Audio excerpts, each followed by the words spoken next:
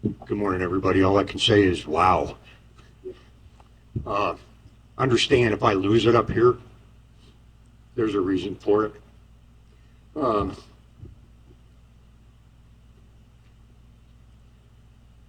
I've spent, I have to stop and count now. I'm going to give up my age. I spent 42 years of my 61 years on this earth with this family. Um, the best that I can recall right off the bat with Dean was our first date, not his and mine.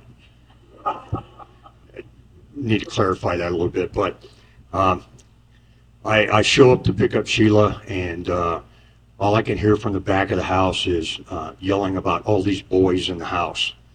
And I have to look around because I'm like the only one.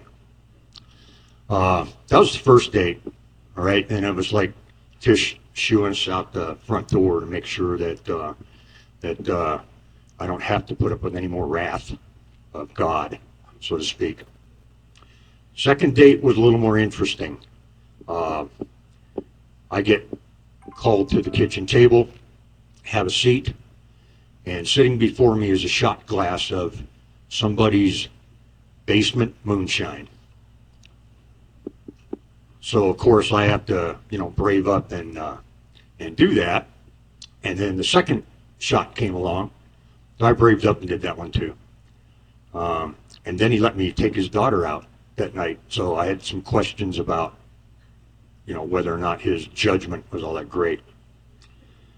Taught a lot of stuff. The man taught a lot of things to me.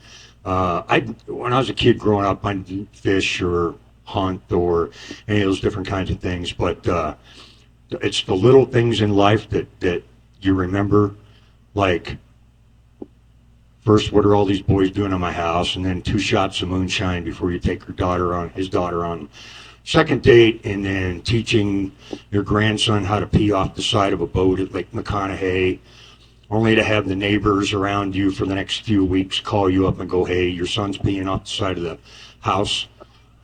Little things, it's little things like that to remember. There's a lot of stories. Many of them I can't share because, we're a mixed crowd. But there was something rather interesting to me. For the last couple of weeks, I've been trying to come up with things to say and just to kind of give you an idea of what this man meant to me as his only other son, I guess, as you can say that. But as accustomed as most of us are to surfing the web, I came across this picture. And it was a picture of hands. And they're kind of like this, right? And they were elderly hands. And I'm not normally one that will push on the button and says, read on kind of thing. But I did on this one. And it hit me. And so, with your permission, I'd like to share what exactly that said. I'll put these on. Okay? Just checking. Grandpa, some 90 plus years, sat feebly on the patio bench. He didn't move, just sat with his head, staring down at his hands. I sat down next to him, and he didn't really acknowledge my presence, and the longer I sat, I wondered if he was okay. Finally, not really wanting to disturb him, but wanting to check on him at the same time, I asked him if he was okay. He raised his head, looked at me and smiled, and he said, yes, I'm fine. Thank you for asking. With a really clear, strong voice. I didn't mean to disturb you, Grandpa, but you were just sitting there, staring at your hands, and I wanted to make sure you're okay. And he looked at me and said, have you ever looked at your hands? And I said, well, no, not really. So I slowly opened them up and I looked at them front and back, palms and backs. And I said, no, I guess I never looked at my hands. And I tried to figure out what his point was. Grandpa smiled and related his story. Stop and think for a moment about the hands you have, how they have served you well throughout your years. These hands, though wrinkled, shriveled, and weak, have been the tools I have used all my life to reach out and grab and embrace life. They put food in my mouth, clothes on my back. As a child, my mother taught me to fold them in prayer. They tied my shoes, pulled on my boots. They've been dirty, scraped and raw, swollen and bent.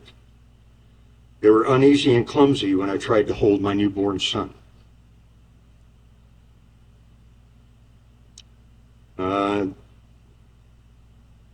They decorated my hands with my wedding band to show the world that I was married and loved someone special.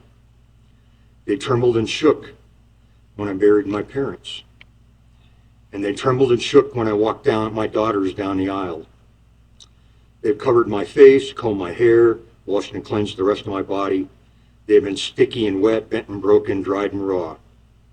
And to this day, when not much of anything else of me works real well, these hands hold me up, lay me down, and again continue to fold in prayer. These hands are the mark of where I've been and the ruggedness of my life. More importantly, it will be these hands that God will reach down and take when he leads me home. And with my hands, he will lift me up to his side, and there I will use these hands to touch the face of Christ. I'll never look at my hands the same way again. But I remember God reached out and took my grandpa's hands and led him home. When my hands are hurt or sore, I'll think of Grandpa. I know he has been stroked and caressed and held by the hands of God. I too want to touch the face of God and feel his hands upon my face. I got that message that morning, and Sheila said he was gone.